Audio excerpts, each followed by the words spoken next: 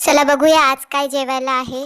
मस्त झणझणीत अशी ही शेवग्याची भाजी आहे, मसाला शेवगा। तर ह्याची रेसिपी मी आज रात्री यूट्यूब चॅनलवरती टाकणार आहे, नक्की बघा। अशी गरमागरम शेवग्याची भाजी इथे मी घेतलेली आहे। हे बघा मस्त अशा भाकरी केलेल्या आहेत।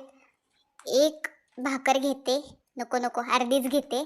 इथे गरम गरम असा भात आहे, हा एका साईडला घेते मी। बघा मस्त गरमागरम आहे, पावसाचं वातावरण आणि गरम गरम जेवण, वाह काय मस्त। इकडे भात भाकरी कांदा आणि शेवग्याची गरम गरम भाजी।